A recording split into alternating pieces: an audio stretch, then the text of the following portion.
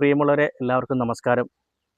നമ്മുടെ പുതിയൊരു വീഡിയോയിലേക്ക് എല്ലാവർക്കും സ്വാഗതമുണ്ട്.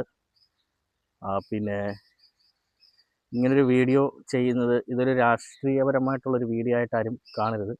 കുറച്ച് കാര്യങ്ങൾ സംസാരിക്കാൻ വേണ്ടിയാണ് ഇങ്ങനൊരു വീഡിയോ ചെയ്യുന്നത്. എന്തെന്ന് വെച്ചാൽ, കഴിഞ്ഞ ദിവസം അമ്പലപ്പുഴയുടെ MLA ശ്രീ ജി സുധാകരൻ സാറിൻ്റെ ഒരു പ്രസ്താവന പത്രമാധ്യമങ്ങളിലൂടെയും സോഷ്യൽ മീഡിയയിലൂടെയും കാണുകയുണ്ടായി. ആദ്യം പ്രതികരിക്കേണ്ട എന്ന് വിചാരിച്ചിരുന്നെങ്കിലും അതിനെക്കുറിച്ച് ഒരു 2 വാക്ക് സംസാരിക്കണമെന്ന് തോന്നിയതുകൊണ്ടാണ് ഇങ്ങനൊരു വീഡിയോ ചെയ്യുന്നത്. അത് എൻ്റെ യൂട്യൂബ് ചാനലിലൂടെയാണ് ചെയ്യുന്നത്. അതൊരു രാഷ്ട്രീയപരമായ വിമർശനം എന്നുള്ള രീതിയിലുള്ള പോസ്റ്റുകളോ അല്ലെങ്കിൽ അങ്ങനെ ഒരു വീഡിയോ അല്ല. അതാദ്യം തന്നെ പറഞ്ഞു കൊള്ളട്ടെ. സംഭവം എന്ന് പറഞ്ഞാൽ DYFI അല്ലെങ്കിൽ അങ്ങനെയുള്ള യുവജന പ്രസ്ഥാനങ്ങൾ, അങ്ങനെ രാഷ്ട്രീയ പ്രസ്ഥാനങ്ങൾ, DYFI മാത്രമല്ല,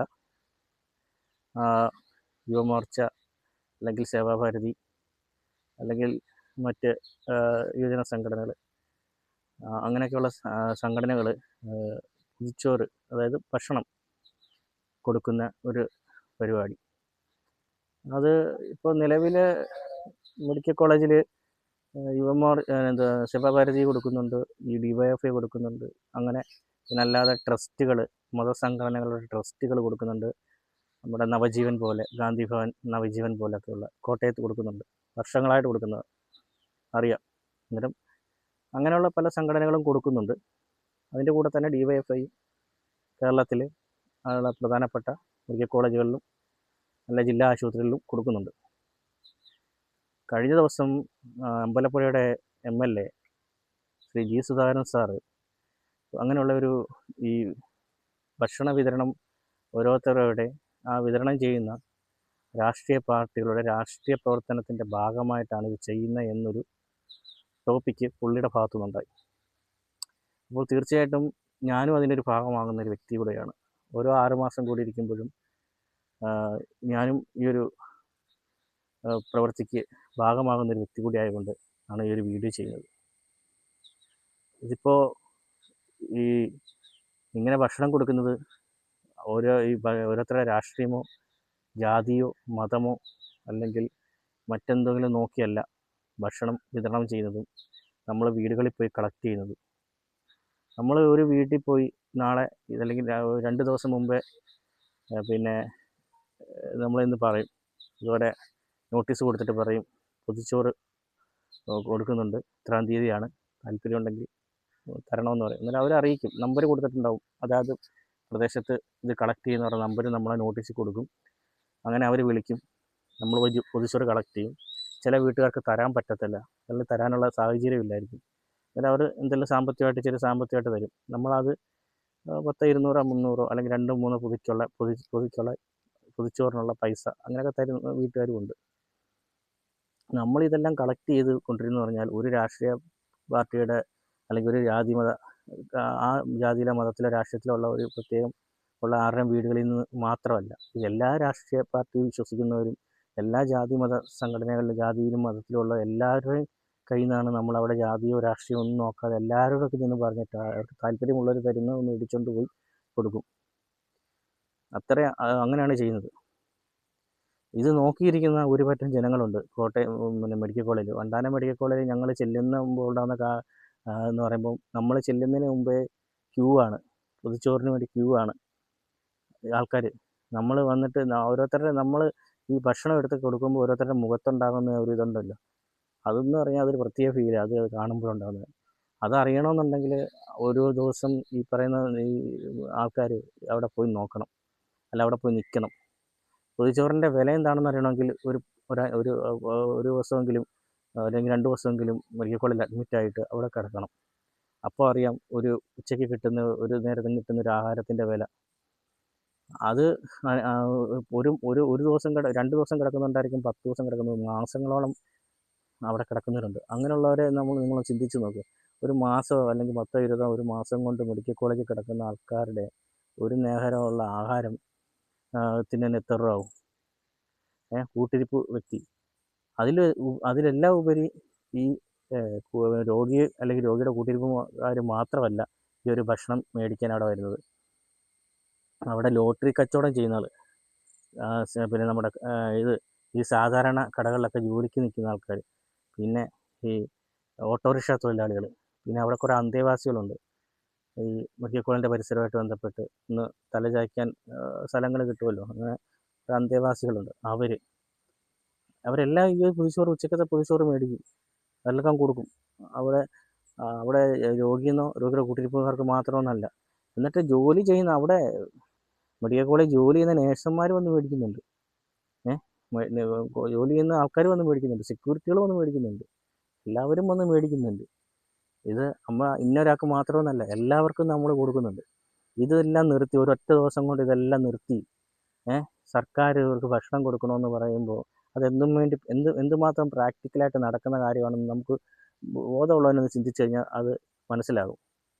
അത് പുള്ളിക്കാരനിവിടെ കണ്ടത്, ഈ ജി സുധാകരൻ എന്ന് പറയുന്ന വ്യക്തി, അദ്ദേഹം MLA ആണ്. ആ സാറ് പുള്ളിക്കാരന് ഈ ഒരു ഹൃദയപൂർവ്വം പദ്ധതിയുടെ കുറച്ച് വർഷങ്ങൾക്ക് മുമ്പ് ഇതേ സ്ഥലത്ത് മെഡിക്കൽ കോളേജ് വന്നിട്ട് ബൃഹത്തായ പദ്ധതിയാണ്, നല്ല പദ്ധതിയാണെന്ന് വാനോളം പൂഴ്ത്തിയ വ്യക്തിയാണ് ഇപ്പം പുള്ളി മലക്കം മറിയുന്നത്. അത് എന്തിൻ്റെ അടിസ്ഥാനത്തിലാണെന്ന് എല്ലാവർക്കും അറിയാം. പുള്ളി ഇപ്പം പോയിരിക്കുന്ന രാഷ്ട്രീയ പ്രസ്ഥാനത്തിനുള്ള കൂറ് കൊണ്ടായിരിക്കാം. അത് അയാളുടെ പുള്ളിയുടെ വ്യക്തിപരമായ കാര്യം. അതിപ്പോൾ നമുക്ക് പറഞ്ഞിട്ട് കാര്യമില്ല. ഓരോരുത്തർക്കും ഓരോ ഇതിലോട്ട് പോകുന്ന നിലപാടുകൾ മാറുന്നതിന് അതവരുടെ നിലപാടുകൾ മാറുന്നത് ജനങ്ങൾ വിലയിരുത്തട്ടെ, അത്രയേ ഉള്ളൂ പറയുന്നത്. അപ്പോൾ ഇങ്ങനെ നമ്മൾ കൊണ്ടു കൊടുക്കുമ്പോൾ ഇപ്പം ഒരു മേഖലാ കമ്മിറ്റിയിൽ നിന്ന് ഒരു 5, 6, 7 ചെറുപ്പക്കാർ പോവുകയാണ്. അവിടെ ഒരു പൊതിച്ചോറ് വേണ്ടി മാത്രമല്ല ഞങ്ങൾ പോകുന്നത്.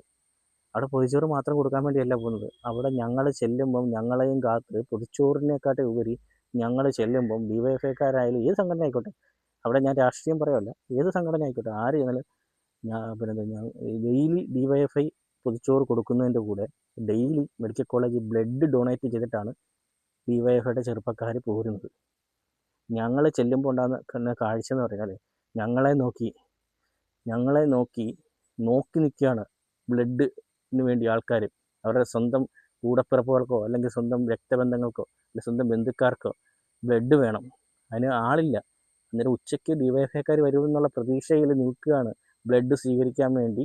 അവിടെ ജനങ്ങൾ, അവിടുത്തെ രോഗികൾ നോക്കി നിൽക്കുകയാണ്. നമ്മൾ ചെല്ലുമ്പോഴേ മോനെ ഏതാ ബ്ലഡ് ഗ്രൂപ്പ് എന്നെ മാച്ചിങ് ഉള്ളതാണ്, അന്നേരം വിളിച്ചുകൊണ്ട് പോവുകയാണ്. ഞാൻ കൊടുത്തിട്ടുണ്ട്. ഓരോ പ്രാവശ്യം പോകുമ്പോഴും ഞാൻ ബ്ലഡ് കൊടുത്തിട്ടാണ് വരുന്നത്. എൻ്റെ പുറകിന് വന്ന് എനിക്ക് 500 രൂപ 1000 രൂപ എൻ്റെ പോക്കറ്റ് വെച്ചിട്ട് ഞാൻ തിരിച്ചു കൊടുത്തിട്ടേ ഉള്ളൂ. അതുപോലെ ഒരു സഹാവും മേടിക്കത്തില്ല, ഒരാൾ പോലും മേടിക്കത്തില്ല, 1 രൂപ പോലും ആരുടെയും കയ്യിൽ നിന്ന് മേടിക്കത്തില്ല. നമ്മൾ ബ്ലഡ് കൊടുക്കുക, തിരിച്ച് പോരുക. അത് ബ്ലഡ് ബാങ്കിൽ ജോലി ചെയ്യുന്നവർക്ക് വ്യക്തമായിട്ട് അറിയാം. മെഡിക്കൽ കോളേജിൽ ഓരോ ദിവസവും DYFIക്കാരുടെ ബ്ലഡ് കൊടുക്കാൻ വരുന്നത്. ബ്ലഡും കൊടുത്ത് ചോറും കൊടുത്തിട്ട് അവർ കഴിച്ച ചോറിൻ്റെ വേസ്റ്റും വാരിയിട്ടാണ് DYFIക്കാരൻ അവിടെ നിന്ന് പോരുന്നത്.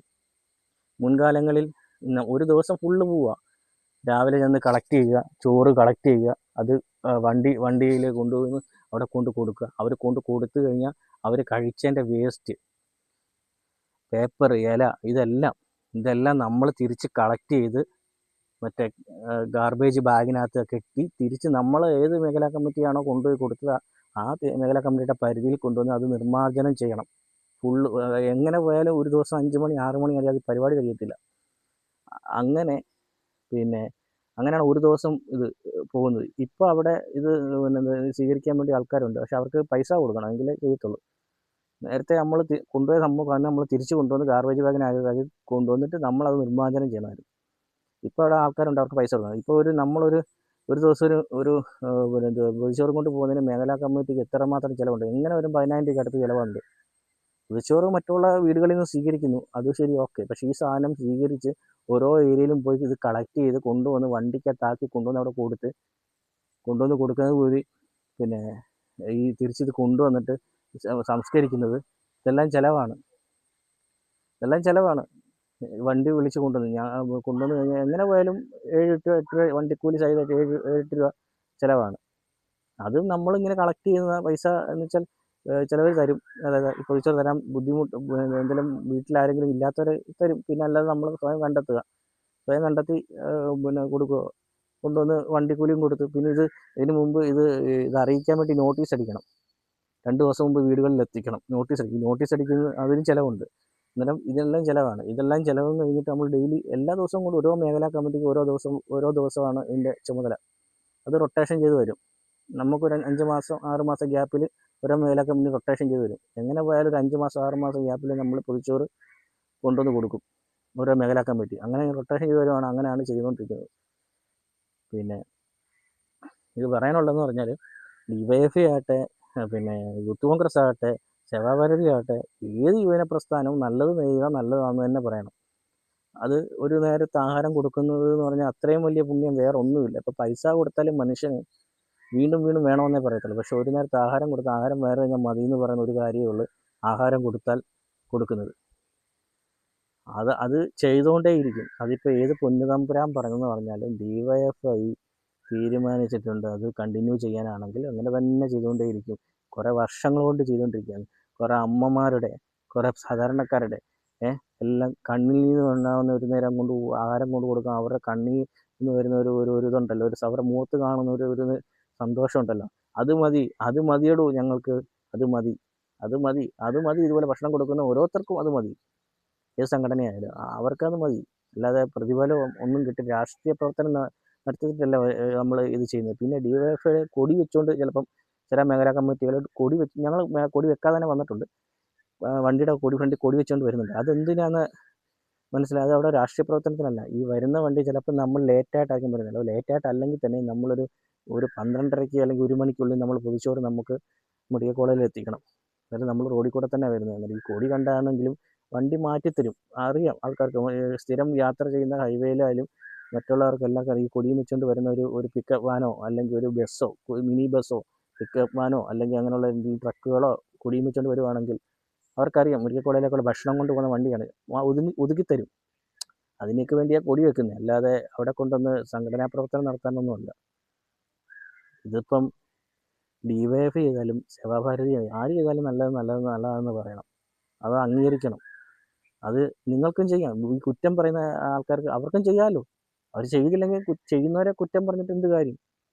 യൂത്ത് കോൺഗ്രസ് ചെയ്യാൻ പറ്റത്തില്ലേ? ചെയ്യാം. ചെയ്തു കഴിഞ്ഞാൽ സ്വാഗതം ചെയ്യും, ജനങ്ങൾ സ്വാഗതം ചെയ്യും. ഇതിപ്പം രാഷ്ട്രീയ പ്രവർത്തനത്തിൻ്റെ ഭാഗമായിട്ട് ആണ് ചെയ്തെങ്കിൽ ഇപ്പോഴും മൂന്നാമതും ഭരിക്കേണ്ടി ആയിരുന്നല്ലോ, ഭരിക്കുന്നില്ല. ഇപ്പോൾ അത് തോറ്റിട്ടും നിർത്തിയില്ലല്ലോ, ചെയ്യുന്നുണ്ടല്ലോ. അപ്പോൾ പിന്നെ ഇതിനെ ഭയന്നിട്ട് കാര്യമില്ല സുധാകരൻ സാറേ. അപ്പോൾ വീഡിയോ കണ്ട എല്ലാവർക്കും മനസ്സിലായി. ഇത് ഇത്രയും പറയണമെന്നൊരാഗ്രഹമുണ്ട്. രാഷ്ട്രീയപരമായിട്ടുള്ള പോസ്റ്റല്ല, രാഷ്ട്രീയപരമായിട്ട് വീഡിയോ അല്ല. അതുകൊണ്ട് ഇത്രയും പറയണമെന്നുണ്ടായതുകൊണ്ട് പറഞ്ഞൊരു വീഡിയോ ആണ്. അപ്പം വീഡിയോ കണ്ട് എല്ലാവർക്കും നന്ദിയുണ്ട്. പിന്നെ സഖാവ് പിന്നെ അങ്ങനെ പുള്ളിയുടെ വായിൽ നിന്ന് നമ്മളങ്ങനെ പുള്ളിയെ വിളിച്ചിട്ടുണ്ട്. സുധാകരൻ സാറ് പിന്നെ എന്താണ് ഉദ്ദേശിച്ചതെന്ന് അറിയത്തില്ല. പക്ഷേ പൊതുജനങ്ങളും സമൂഹവും ഈ ഒരു പ്രവൃത്തി, ഈ അന്നം കൊടുക്കുന്ന പ്രവൃത്തി അംഗീകരിച്ചിട്ടുണ്ട്. അവർ ആത്മാഭിമാനത്തോടു കൂടി പറയുന്നു ഇനിയും കൊടുക്കും. അതിനിപ്പോൾ ആര് വിചാരിച്ചാലും തടയാൻ പറ്റത്തില്ല. ഇനിയും കൊടുക്കുക തന്നെ ചെയ്യും. അപ്പോൾ എല്ലാവർക്കും ഒരിക്കൽ കൂടി നന്ദി പറയുന്നു.